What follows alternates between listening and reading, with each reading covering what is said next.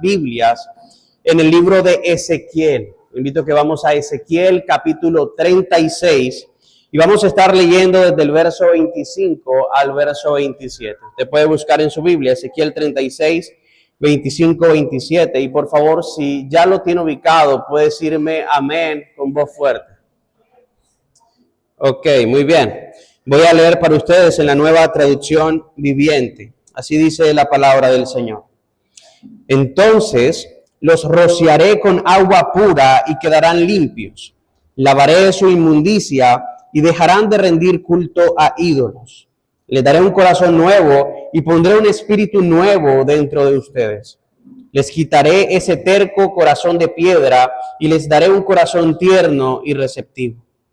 Pondré mi espíritu en ustedes para que sigan mis decretos y se aseguren de obedecer mis ordenanzas. Vamos a orar. Padre, te damos gracias, Señor. Gracias por este privilegio que tenemos de tener tu palabra escrita con nosotros. Gracias, Señor, porque tenemos la oportunidad de venir a adorarte, de alabarte, Señor, y de exponernos, Señor, a lo que tú tienes para decirnos el día de hoy. Oramos, Señor, para que por tu Espíritu Santo tú puedas traer convicción, Señor, a nuestras vidas, de la obra tuya en nosotros, que podamos nosotros, Señor, ver lo que Cristo hizo con asombro, que nosotros podamos, Señor, ser animados a poder vivir vidas en obediencia a ti debido a tu obra, Señor. Te lo pedimos en el nombre de Jesús, Señor. Ayuda que en medio de la predicación y en medio del sermón podamos estar atentos a tu voz y que nosotros, Señor, podamos ser edificados por tu palabra. También ayuda al predicador, Señor, a ser dependiente de ti, que no haya palabra humana, Señor, saliendo de acá, sino que realmente sea tu voz, tu Espíritu Santo, a través de tu palabra expuesta, hablando a cada vida. Te lo pedimos en el nombre de Jesús. Amén y amén. Podemos sentarnos. El sermón del día de hoy lo he titulado La obra del Espíritu, del pecado a la obediencia. Y quiero iniciar contándoles una experiencia, una anécdota de cuando yo me encontraba en el colegio. Cuando yo estaba en el colegio, a mí siempre me gustaba sentarme en los primeros asientos, en la parte de adelante. Yo era ese tipo nerd que le gustaba siempre estar ahí pendiente de todo lo que sucedía. Y yo pensaba que así podía poder tener más atención y aprender mucho más. Era normal para mí estar en ese lugar, pero yo recuerdo que una vez una profesora se me acercó y me dice, mira, tenemos un problema en el salón. Hay dos de tus compañeros que se encuentran en la parte de atrás que no dejan de hablar. Y entonces yo quiero que por favor puedas pasar al puesto donde ellos se encuentran y yo voy a colocarlos en la parte de adelante para que ellos puedan estar mucho más atentos. Yo le dije, bueno, claro que sí, yo puedo hacerlo sin problemas. Pero justo en ese momento, yo lo recuerdo vívidamente, que estaba atrás, me di cuenta de algo que no había notado antes. Mi vista no era buena. Y usted se da cuenta, mis gafas, si se acerca un poquito más, son de las gruesas. Mi vista no era buena. Yo no podía ver bien el tablero desde atrás. Y cuando llegué a casa, enseguida yo le conté a mis papás. Ellos inmediatamente supieron qué hacer, me llevaron a un optómetra, me hicieron unos exámenes visuales y me recetaron unas gafas. Y yo recuerdo ese momento donde a mí me entregaron las gafas y yo me las puse por primera vez. Yo no lo podía creer. Yo en asombro dije en voz alta, yo veo en HD, veo en alta definición. Para mí esto era increíble. Yo decía, ¿cómo es posible de que el mundo se ve de esta manera? Para mí eso no era una realidad. Yo empecé a ver todo de una manera diferente, todo era más claro, era real. Yo cuando regresé al colegio, pues ya sentarme atrás no era un problema porque yo había encontrado la solución al problema que yo tenía. Justo eso era lo que estaba pasándole al pueblo de Judá. Mientras ellos vivían exiliados en Babilonia, ellos tenían un problema enorme que aún no habían logrado identificar. Y era que sus corazones estaban llenos de pecado y necesitaban una intervención urgente. Yo quiero repetir eso. Ellos tenían un problema enorme que aún no habían identificado. Sus corazones estaban llenos de pecado y necesitaban una intervención urgente. Yo quiero traer un poco de contexto a lo que ha estado sucediendo en medio del relato bíblico hasta el punto de Ezequiel. Desde la creación, Dios les dio instrucciones a los seres humanos, pero ellos las incumplieron una y otra vez. En primer lugar, Dios creó a Adán y Eva, Dios los hizo con el propósito de que ellos pudieran mostrar su imagen, mostrar su gloria, llenar la tierra de su gloria. Y el Señor les da unas instrucciones que ellos debían de cumplir, pero ellos deciden desobedecer. Ellos comen del fruto prohibido. Y por culpa de eso se da esto del pecado original, el hecho de que el pecado entra al mundo. Y la Escritura, si usted sigue leyéndola, se da cuenta de que debido a tanta maldad, Dios toma la decisión de acabar con la tierra. Pero Él en su gracia escoge a una persona y a su familia. ¿Esa persona quién era? Noé, muy bien. Y lo salvó junto con su familia. No porque ellos lo merecían. Pero Dios nuevamente le da instrucciones y el objetivo es nuevamente que ellos puedan multiplicarse y llenar la tierra para que puedan llevar esto de la imagen del Señor. Pero ahora ya ellos habían fallado y entonces no podían hacerlo de la manera como Dios esperaba. Pero ellos decidieron hacer lo que ellos quisieron. Estoy hablando de estas descendencias y entonces se da una historia que es la Torre de Babel y en vez de esparcirse por la tierra, lo que hicieron fue colocar una torre y querían más bien ir cada vez más alto. El Señor envía juicio nuevamente y los dispersa para que este propósito pueda cumplirse. Vemos en el relato bíblico cómo Dios decide empezar de nuevo en cierto sentido y escoge a un hombre de una nación pagana llamado Abraham. Su plan, el plan de Dios, era formar de él una gran nación y por medio de él bendecir ahora todas las naciones de la tierra. Entonces vemos que Abraham tiene un hijo llamado Isaac un hijo llamado Jacob. Dios le cambia el nombre y crea una nación llamada Israel. A esta nación le da una tierra, una ley para que fueran un pueblo santo, nuevamente con este propósito de reflejar quién es Él, para reconocieran quién es el Dios verdadero. Pero les tengo noticias. Así como Adán, así como Noé y su descendencia, de la misma manera Israel falló. Ellos decidieron vivir como los paganos y adoraron ídolos. Adoraron cualquier cosa diferente que no era el Dios verdadero. Y entonces Dios decide nuevamente juzgar, ahora de manera particular a la nación. Y en ese juicio, Él hace que la tierra se divida y los lleva al exilio. ¿Qué es el exilio? Básicamente es cuando viene otra nación y toma la tierra que es tuya, hace control de esa tierra, o viene y te toma de la tierra y te lleva al lugar de donde ellos son. Y eso fue parte de la disciplina del Señor a su pueblo. Ahora, en este contexto, lo que estamos viendo en Ezequiel, el pueblo de Dios está en Babilonia, está exiliado, está bajo el yugo de este pueblo. Y en ese momento ellos vivían aún en pecado. Entonces lo que estamos viendo es que el pecado ha estado reinando por todo el relato bíblico.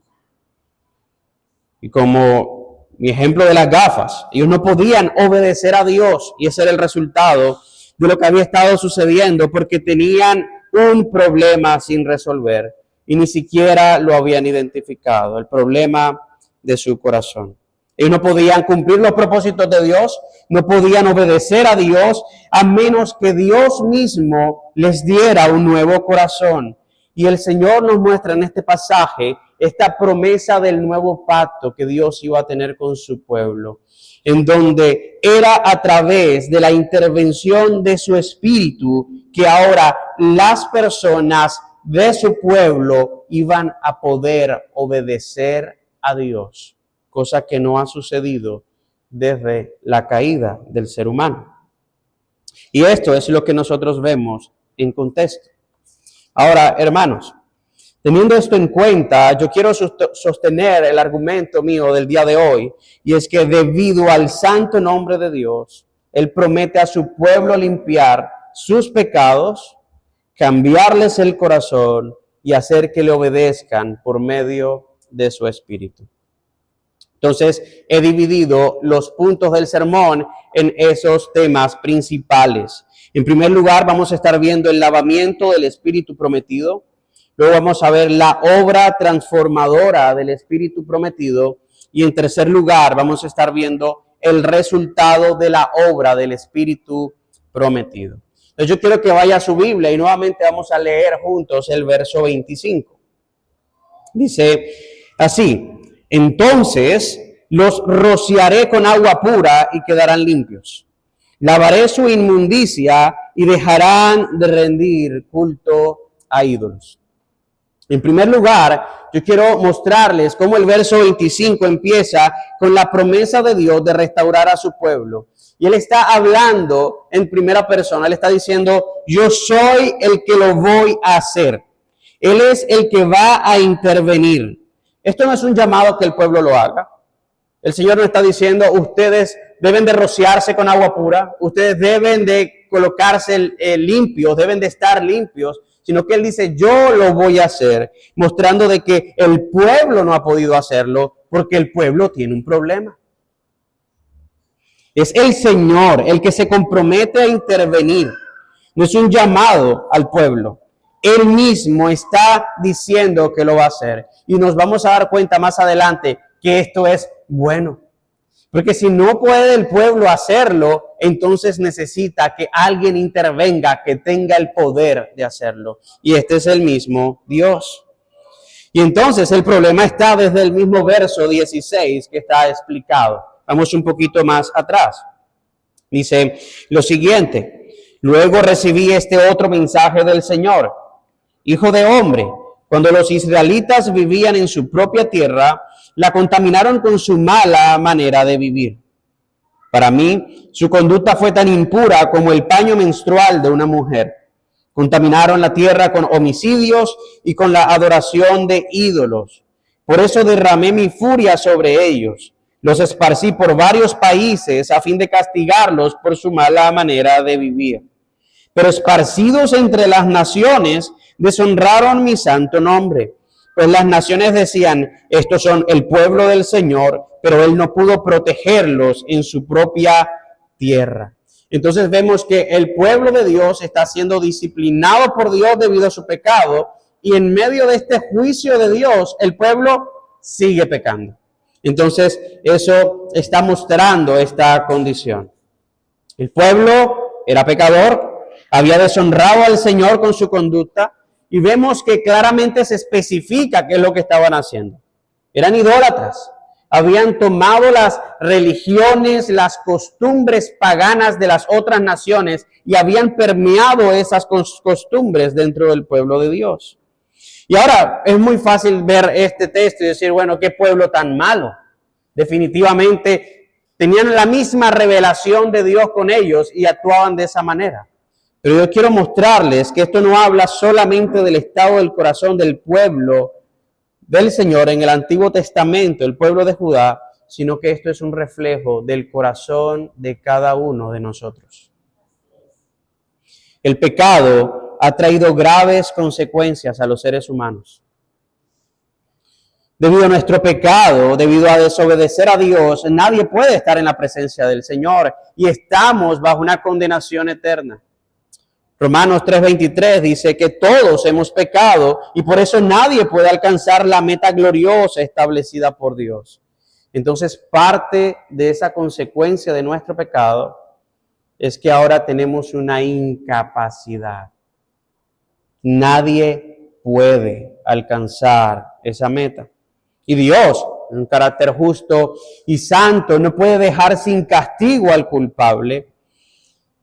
Y por esta razón, por la que ahora el ser humano es incapaz de limpiarse a sí mismo a causa de su pecado, Dios mismo es el que decide intervenir para limpiar al mundo de sus pecados. Esa era la promesa que le estaba dando al pueblo. Va a venir un día, va a llegar un momento en donde yo voy a hacer esto. La imagen que vemos en el texto que se utiliza para explicar lo que Dios va a hacer es el agua. Vemos este elemento aquí descrito. Dios utiliza la imagen del agua para mostrarnos la realidad de cómo el pecado ensucia nuestras vidas, pero ahora cómo su espíritu nos va a limpiar o lo va a limpiar al pueblo con agua pura, transformando el estado de los corazones. Ahora es importante entender algo. Cuando se hace referencia al agua en este sentido, no se refiere a un rito externo o que estamos hablando del agua literal, ¿sí? No estamos hablando de esto como en el sentido del bautismo. Más bien esto es un símbolo del acto purificador de Dios que nos hace nacer de nuevo. Es algo que Dios va a hacer dentro del pueblo y va a hacer de que ahora el pueblo no esté contaminado en este sentido con sus pecados. El libro de Juan nos muestra el cumplimiento de la profecía que se ve en Ezequiel. Usted puede revisar lo que dice Juan 3:5 en medio de esta conversación. La conversación que Jesús tiene con Nicodemo, dice, Jesús le contestó, te digo la verdad, nadie puede entrar en el reino de Dios si no nace del agua y del Espíritu. Si ves ese elemento ahí nuevamente, del agua, está haciendo referencia a lo que ya el profeta Ezequiel había dicho mucho tiempo atrás. Y cuando está diciendo la Escritura esto del agua y del Espíritu, está describiendo la misma realidad. El hecho de Dios interviniendo para purificar el pecado y hacer nacer de nuevo, regenerar en este punto a su pueblo. Esto es lo que sucede hoy en día. Hoy en día esta verdad de Ezequiel ya está presente para el pueblo del Señor. En este momento nosotros, al igual que el pueblo, debemos de reconocer de que hay pecado en nosotros. Y el Señor ha mostrado que ahora por medio del Espíritu prometido, Él está limpiando los corazones de aquellos que creerán en Él. Está limpiando los corazones de aquellos que harán parte de su familia. Y Él lo está haciendo precisamente de adentro hacia afuera. Ahora, un punto importante y es que quiero que tengamos presente y es, esto no es algo que nosotros vamos a hacer, sino que esto es algo que hace Dios. Él es el que está diciendo que lo va a hacer. Ahora, muy bien, vemos que dice de que Él los va a rociar con esta agua, pero no solamente dice eso, el texto nos está diciendo que nos dejará limpios, o en este sentido al pueblo que los dejará limpios. Esto implica que se podría intentar limpiar los pecados, pero quizás no lo suficiente para que fuera una limpieza total. Porque hay una claridad. No solamente se va a rociar el agua, sino que quedarán limpios. O sea, esto va a ser algo eficaz. Yo quiero presentarles de manera rápida algo que sucedía precisamente en el Antiguo Pacto, en el Antiguo Testamento. Lo que sucedía es que Dios había instituido una manera previa para que el pueblo de Dios pudiera experimentar parcialmente la limpieza de sus pecados. Y esto era a través de los sacrificios. Esto de los sacrificios era una imagen de lo que iba a suceder en el futuro a través de la persona de Cristo. Que el sacrificio de Cristo iba a ser diferente a estos sacrificios que el pueblo hacía, porque ahora este sacrificio tenía la capacidad de poder limpiar a su pueblo de manera total, a diferencia del sacrificio del Antiguo Testamento.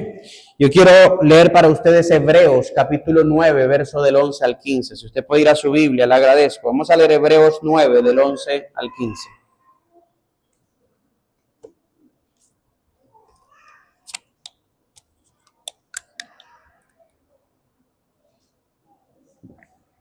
Dice así la palabra del Señor. Entonces, Cristo ahora ha llegado a ser el sumo sacerdote por sobre todas las cosas buenas que han venido. Él entró en ese tabernáculo superior y más perfecto que está en el cielo, el cual no fue hecho por manos humanas ni forma parte del mundo creado. Con su propia sangre, no con la sangre de cabras ni de becerros, entró en el lugar santísimo una sola vez y para siempre, y aseguró nuestra redención eterna. Bajo el sistema antiguo, la sangre de cabras y toros y las cenizas de una ternera podían limpiar el cuerpo de las personas que estaban ceremonialmente impuras. Ahora mira lo que dice, imagínense.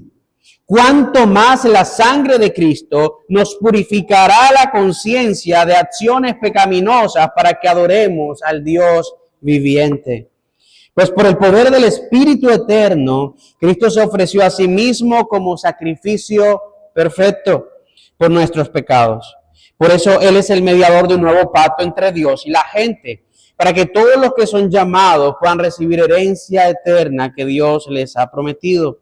Pues Cristo murió para librarlos del castigo por los pecados que habían cometido bajo ese primer pacto. En pocas palabras, antes había una posibilidad de limpieza que Dios había permitido al pueblo, una manera en cómo Dios estaba permitiendo que el pueblo le adorara y se podía acercar a él, pero ahora había un sacrificio perfecto en donde él aseguraba la redención de su pueblo. Eso está apuntando a este hecho de una obra perfecta, donde Dios no solo está rociando con agua, sino que le está garantizando que su pueblo va a quedar limpio. Les voy a traer una ilustración de esto. Cuando yo me casé ya hace algunos años, yo empecé a lavar en mi casa los platos constantemente. Sí, empecé a hacerlo. Y yo recuerdo que mi esposa solía revisar si estaban bien lavados. Y a veces ella se daba cuenta que las ollas, aunque parecía que se habían lavado, estaban todavía sucias. Y a veces todavía pasa. Yo recuerdo en ese momento que se tomó el tiempo para explicarme cómo debía hacerlo para que esto no sucediera. Hermanos, esto no ocurre con Dios. Dios ha dicho que Él va a intervenir en su pueblo y que Él lo va a limpiar y que Él los va a dejar limpios. Esto es lo que está apuntando, es a la obra de Cristo a nuestras vidas. La necesidad de Cristo para cada uno de nosotros. Y ahora por medio de lo que Cristo hizo y la obra de su Espíritu en nosotros, sabemos que ya no hay condenación para ninguno de nosotros. Yo quiero que usted pueda pensar en de qué maneras imperfectas el día de hoy nosotros solemos. Usted piense, ¿de qué manera imperfecta el día de hoy yo suelo tratar de limpiar mi pecado? Justificándote. Cuando nos justificamos, lo que estamos haciendo es que estamos diciendo que nosotros no somos tan malos como realmente somos. Quizás a través de tus buenas acciones. Sabes que has pecado contra el Señor, pero luego tú vas y dices, bueno, yo voy a ignorar eso porque me siento mal, no quiero enfrentarme a esa situación, pero bueno, hoy sí voy a ir a primera hora a la iglesia. Y bueno, ya creo que me siento un poquito mejor para poder estar en la presencia del Señor. O bueno, voy a leer la Biblia, o yo voy a empezar a orar un poco más, para que ahora pareciera eso que se conoce hoy culturalmente como que el que peca y reza empata. Pues la Escritura dice, eso no funciona así, porque es insuficiente. Nada de lo que nosotros querramos hacer para poder limpiar nuestros pecados va a ser suficiente. Lo único que es suficiente es la obra de Cristo. Lo único que es suficiente es la obra del Espíritu Santo en nosotros. Porque yo quiero que en medio del sermón usted vaya viendo que estas verdades que Dios le estaba diciendo al pueblo, usted pueda conectarla con que el día de hoy, a través de Cristo y la obra del Espíritu Santo, son una realidad. Entonces vemos que el Señor dice que los va a rociar con agua. Vemos que el Señor está garantizando la limpieza, pero eso tiene un resultado. Y es que ahora ellos dejarán de rendir culto a los ídolos.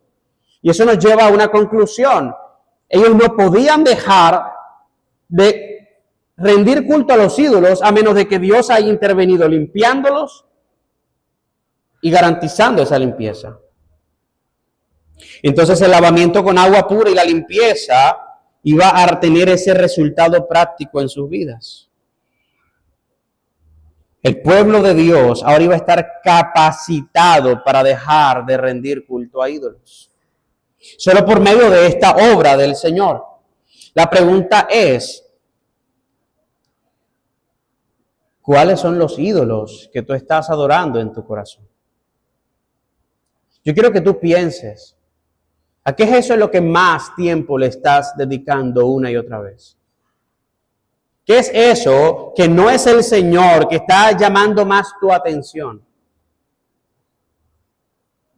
¿Qué hay en tu vida que coloca a Dios en un segundo lugar? Quizás no estamos practicando la idolatría como en aquel tiempo, donde físicamente incluso podían postrarse ante estatuas, pero hoy en día nosotros practicamos la idolatría cuando nos rendimos a otra cosa que no sea el Señor en nuestros corazones.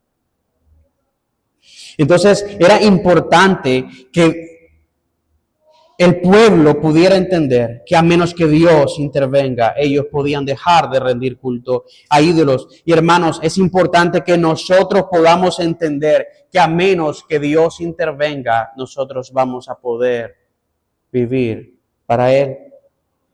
Es probable que debido a nuestro pecado todavía creamos que podemos hacer cosas para salvarnos a nosotros mismos. Pero esto no es posible. Necesitamos al Señor.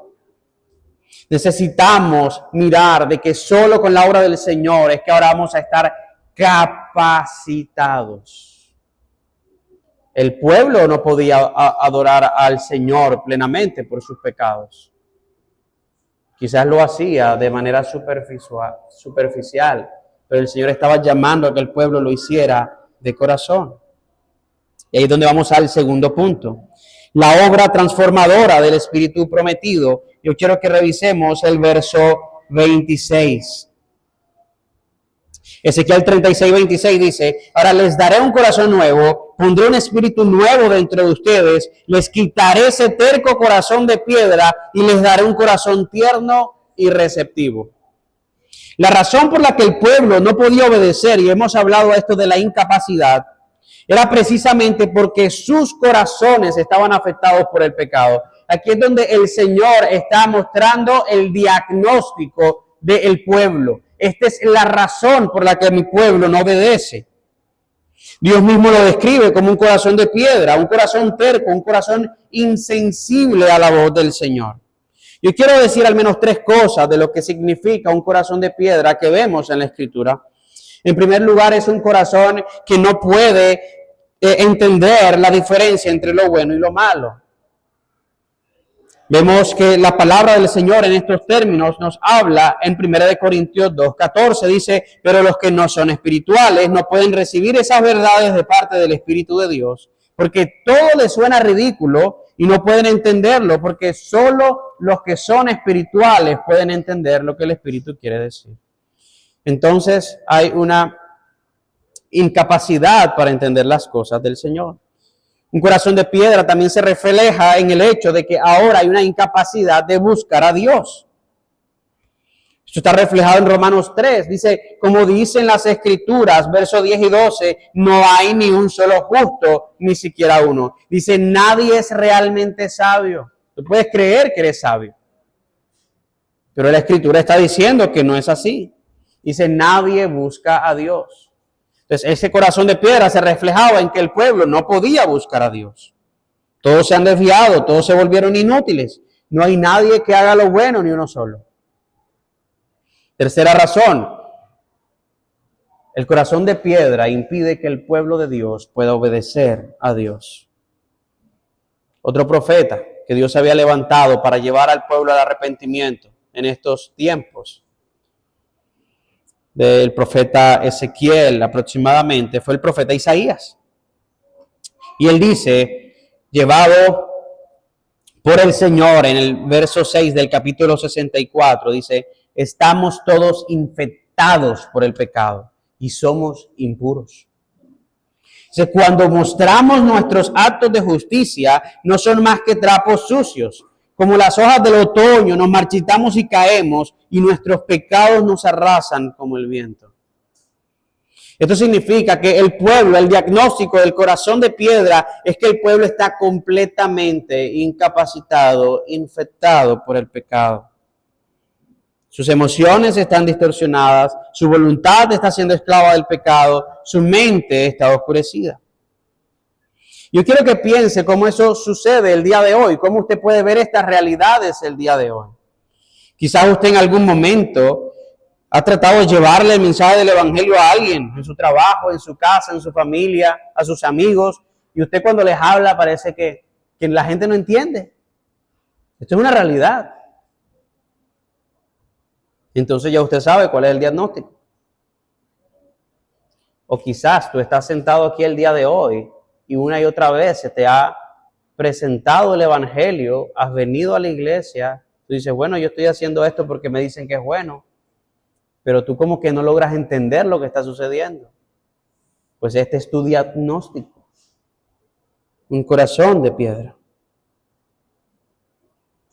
¿Conoces a alguien que quizás lleva mucho tiempo en la iglesia o diciendo que es creyente y no ves cambios en su corazón? Dice, parece ser de que, bueno, no sé, ahí Dios sabrá, como dice uno, Dios sabrá, pero parece que no hay cambios genuinos.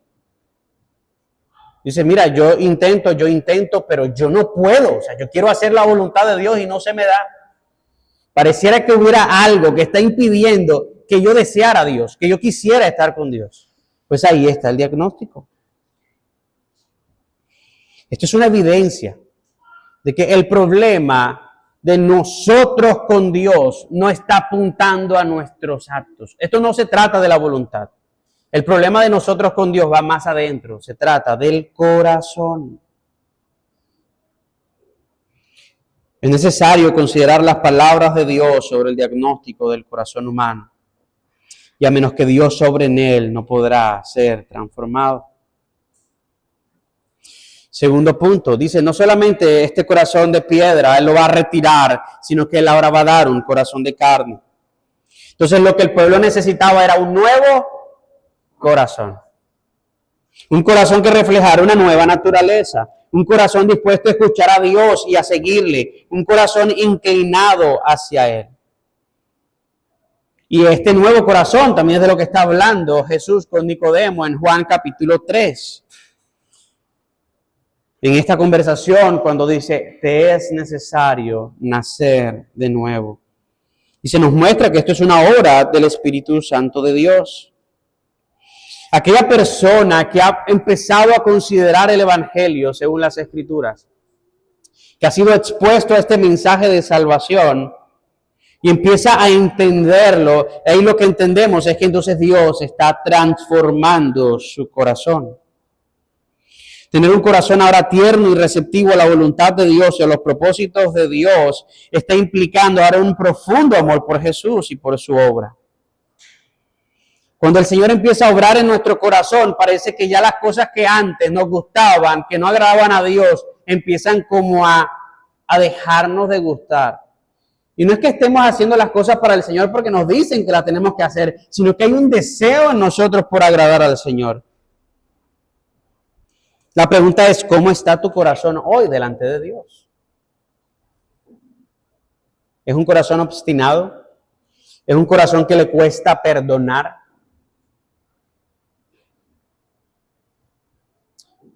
No, Juan, mira, yo siempre cuando estas cosas suceden, yo termino arrepintiéndome. Yo sé que termino arrepintiéndome, pero yo tengo que garantizar mi tiempo obstinado de terquedad.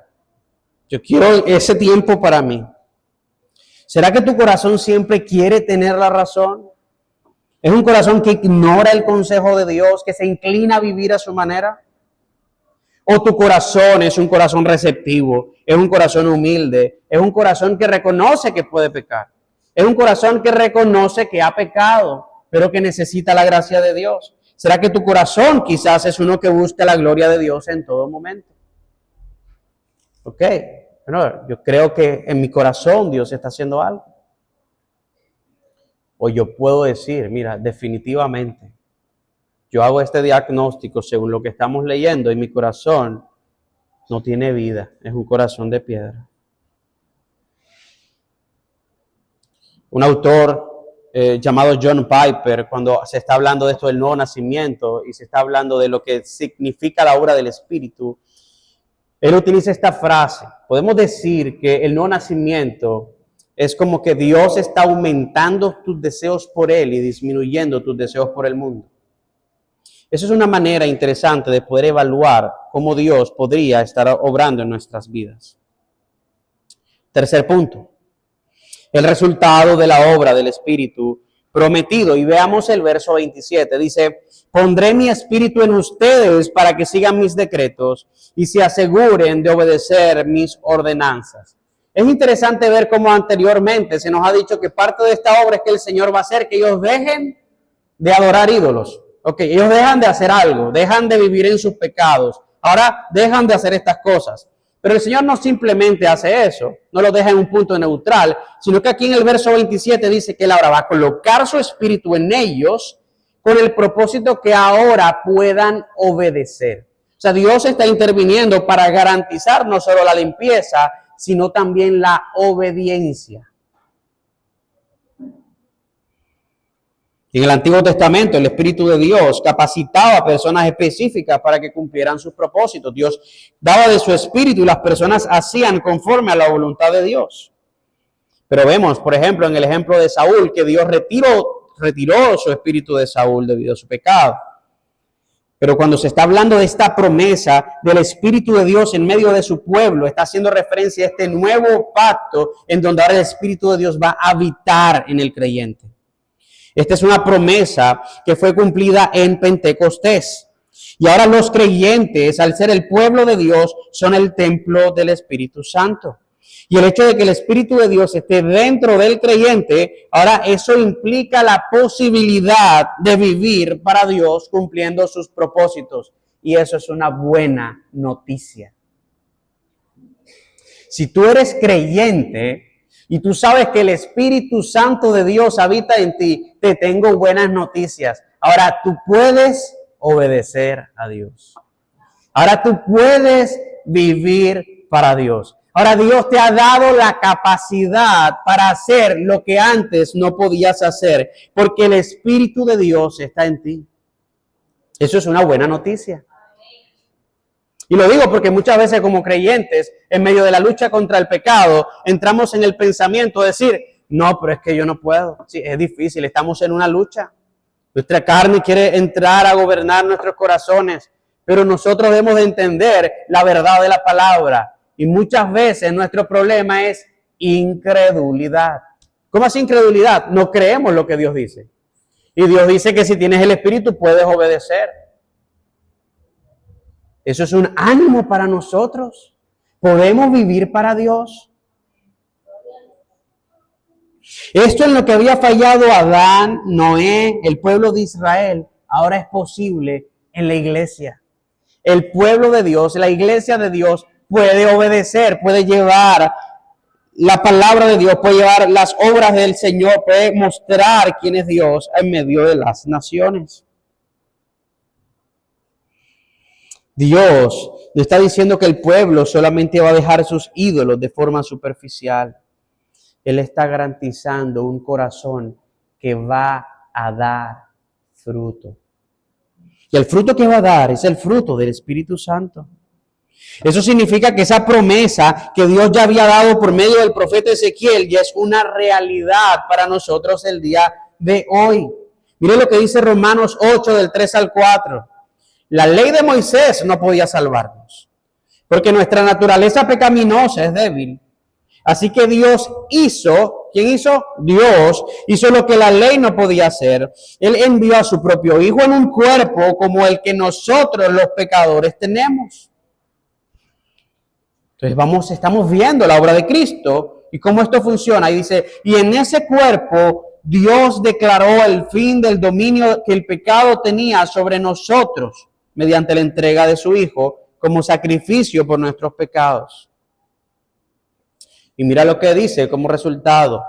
Lo hizo para que se cumpliera totalmente la exigencia justa de la ley a favor de nosotros, que ya no seguimos a nuestra naturaleza pecaminosa, sino que seguimos al Espíritu. Este Espíritu que había sido profetizado al pueblo es el Espíritu que habita hoy en el creyente, y esto es posible únicamente por la obra de Cristo Jesús en la cruz. Hay un llamado que el Señor nos hace a que podamos confiar en Él y en su obra. Si quizás tú estás acá y aún no has confiado en Cristo Jesús, yo te animo a que identifiques cómo está tu situación con Dios debido a lo que estamos trabajando el día de hoy. No te puedes limpiar a ti mismo. Pero Cristo Jesús vino y por medio de la obra que Él hizo, vivió una vida perfecta, la que tú no podías vivir. Murió en la cruz del Calvario para pagar por los pecados. Y resucitó al tercer día. Ahora la obra del Espíritu Santo hace que eso que hizo Cristo lo aplique en el corazón de aquellos que han de creer. O sea que el llamado es a creer. Cree en Jesús. No es por lo que tú puedas hacer, es por lo que Cristo hizo. Y ahora, si tú confías en Jesús, tú puedes tener la plena certeza que el Espíritu Santo habitará en ti, habita en ti y vas a poder obedecer. Cuando andamos en el Espíritu, vamos a producir el fruto del Espíritu. Y esta es la demostración práctica de que estamos obedeciendo los mandatos de Dios. Yo sé que usted está trabajando la serie del fruto del Espíritu. Yo quiero animarles el día de hoy, porque cuando nosotros creemos en lo que Dios dice en su palabra, vamos a ver cómo empezamos a vivir en ese fruto. Segunda de Corintios 3:3 dice, es evidente, Pablo va a estar haciendo aquí en este texto, puede tomar la nota, un contraste entre la antigua ley y lo que Dios está haciendo. Dice, es evidente que son una carta de Cristo que muestra el resultado de nuestro ministerio entre ustedes. Dice, esa carta no está escrita con pluma y tinta, sino con el Espíritu del Dios viviente. No está tallada en tablas de piedra, sino en corazones humanos. Y sigue verso 6. Él nos capacitó para que seamos ministros de su nuevo pacto. Y este no es un pacto de leyes escritas, sino del Espíritu. El antiguo pacto escrito termina en muerte, pero de acuerdo con el nuevo pacto, el Espíritu da vida. Entonces, de la misma manera que mis padres lograron identificar cuál era mi problema de vista, y me llevaron al optómetra para que fuera solucionado y yo pudiera ver bien, Dios mismo dio con el problema del corazón del hombre y Él mismo prometió solucionarlo y lo ha hecho por medio de Cristo. Yo quiero decirte algo, esa solución está disponible para ti y para mí el día de hoy. Eso nos debe de animar. Está disponible esa solución. Si tú eres creyente, tú debes saber que estás en una lucha con tu carne, que tú estás en un proceso de crecer bajo la voluntad de Dios, a la voluntad de Dios. Y aún necesitamos la ayuda del Espíritu Santo. El Espíritu Santo es el que nos permite crecer. Así que, ¿cómo cambia tu adoración a Dios cuando meditas en el hecho de que Él te ha dado un nuevo corazón? Esto debe animarte. Esto te tiene que llevar a adoración. Dios lo ha hecho. Es la maravillosa obra del Evangelio y la motivación más grande para obedecer a Dios en tu vida. Considera, le hablo a los creyentes de este lugar, mira, considera lo que Dios ha hecho. Y lucha con tu pecado confiando en que Dios ha garantizado que tú tendrás la victoria contra ese pecado. No por tus esfuerzos, sino por lo que Él hizo y la obra del Espíritu en tu vida. Les animo a que podamos considerar estas verdades de la palabra del Señor. Por medio de la obra de Cristo Jesús en su Evangelio, Él nos da un nuevo corazón. Él nos capacita para amar, para obedecer. Y esta es una promesa increíble que nos cambia por completo. Así que yo les invito a que demos gracias a Dios por su Espíritu que nos hace nuevos. Amén. Amén. Vamos a orar. Padre, te damos gracias por tu palabra. Gracias, Señor, porque tu palabra es infalible. Tu palabra siempre va a cumplir el propósito, Señor, que tiene para nosotros en nuestras vidas. Y rogamos, Señor, que estas verdades puedan ser aplicadas a nuestros corazones y que vivamos nuestras vidas cristianas siendo conscientes de la obra de tu Espíritu Santo en nosotros. Y reconociendo que si creemos y confiamos en ti, Señor, este fruto de tu Espíritu es evidente o será evidente en nuestras vidas.